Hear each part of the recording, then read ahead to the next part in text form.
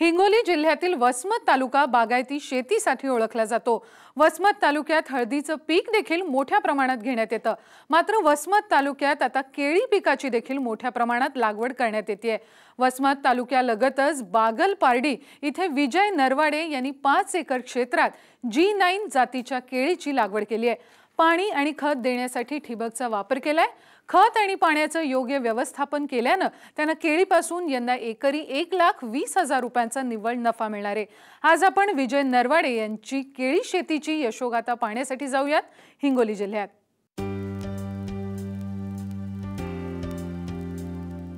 हिंगोली जिल्ह्यातील वसमत तालुक्यातल्या बागलपारडी इथल्या नरवाडे यांच्याकडे घरची 35 एकर शेती आहे। त्यांचं 1996 साली पदवीपर्यंत शिक्षण पूर्ण झालं। त्यानंतर त्यांनी शेती करण्याचा निर्णय घेतला। सुरुवातीला त्यांनी कर्ज काढून ट्रॅक्टर घेतला। परिसरातील शेती भाड्यानं नांगरून देण्याचं काम केलं। ट्रॅक्टरपासून चांगला नफा मिळाल्यानंतर त्यांनी घरच्या शेतीकडे लक्ष द्यायला सुरुवात केली। 98 पासून केळीचं उत्पादन घेतो। सुरुवातीला आम्ही कंदापासून लागवड करायची या केळीची, पण सुरुवातीला कंदापासून लागवड केल्यानंतर उत्पन्नामध्ये थोडंसं कमी यायचे। 20-22 राशीपर्यंत आम्ही कंदापासून लागवड करून उत्पादन घेतलं, पण त्याच्यानंतर टिश्यू कल्चरकडे आम्ही वळलो। टिश्यू कल्चर आणि सिंचनामध्ये ठिबक सिंचन या दोन गोष्टीचा आम्ही अवलंब केल्यामुळे आमच्या उत्पन्नामध्ये बऱ्याचशा प्रमाणामध्ये वाढ झाली। सुरुवातीला विजय नरवाडे यांनी हळद, भाजीपाला यासारखी पिकं घेतली। मात्र मजुरांची कमतरता असल्यानं त्यांनी केळी लागवडीचा निर्णय घेतला। नरवाडे 1998 पासून केळीची लागवड करतात। सुरुवातीला ते कंद पद्धतीने केळीची लागवड करत होते, मात्र आता ते उती संवर्धित केळीची रोपं लागवड करतात। तसंच केळीला खत आणि पाण्यासाठी ठिबकचा वापर करतात। केळीची लागवड मी साधारणतः 5.5 बाय 5.5 अंतरावरती केलेली आहे। तर आमच्या मनामध्ये बऱ्याचदा अशा शंका होत्या सुरुवातीला की केळी बेड पद्धतीवर लागवड करता येते का? बिलकुल करता येते।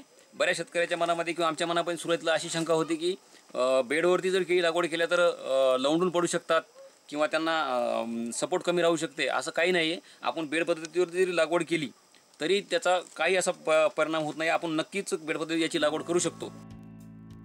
जून-जुलै महिन्यात केळीची लागवड केल्यास केळीचं चांगलं उत्पादन मिळतं।